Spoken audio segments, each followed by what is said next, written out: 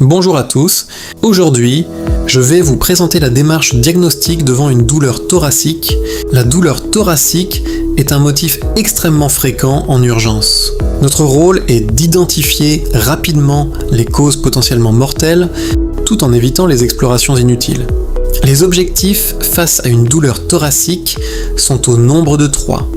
Premièrement, éliminer une urgence vitale. Deuxièmement, distinguer une cause cardiaque d'une cause non cardiaque. Troisièmement, orienter correctement les examens complémentaires. Devant toute douleur thoracique, 5 urgences doivent être éliminées en priorité. Le syndrome coronarien aigu, l'embolie pulmonaire, la dissection aortique, le pneumothorax et la tamponnade cardiaque.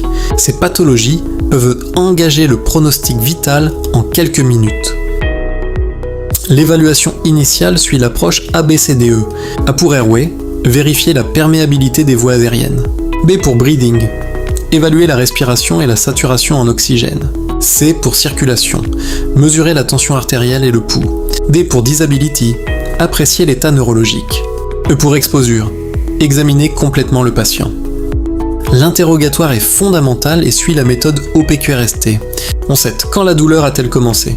Provocation, qu'est-ce qui la déclenche ou l'aggrave? Quality, quel est le type de douleur? Radiation, irradie-t-elle quelque part? Severity, quelle est son intensité? Combien de temps dure-t-elle? La douleur ischémique typique est rétrosternale, constrictive, avec irradiation vers le bras gauche ou la mâchoire. Elle est souvent déclenchée par l'effort. Si elle dure plus de 20 minutes, il faut suspecter un syndrome coronarien aigu. La dissection aortique donne une douleur brutale, transfixiante, irradiant vers le dos. On peut retrouver une asymétrie tensionnelle entre les deux bras. La radiographie peut montrer un élargissement du médiastin. L'embolie pulmonaire se manifeste par une dyspnée brutale, une tachycardie et parfois une douleur pleurale. Il faut rechercher des facteurs de risque, thromboemboliques comme une immobilisation ou une chirurgie récente. L'examen clinique comprend la mesure de la tension aux deux bras, la saturation en oxygène, l'auscultation cardiaque, l'auscultation pulmonaire et la palpation de la paroi thoracique. Une douleur reproductible à la palpation évoque une origine pariétale. L'ECG doit être réalisé dans les 10 premières minutes. Un sous-décalage du segment ST évoque un infarctus STEMI. Un sous-décalage suggère une ischémie. Un ECG normal n'élimine pas un syndrome coronarien aigu. Les troponines sont les biomarqueurs de référence. On analyse leur cinétique à 0h, 3h et 6h. Une élévation confirme une nécrose myocardique. La radiographie thoracique permet de rechercher un pneumothorax, un élargissement médiastinal, une pneumonie ou des signes d'œdème aigu pulmonaire.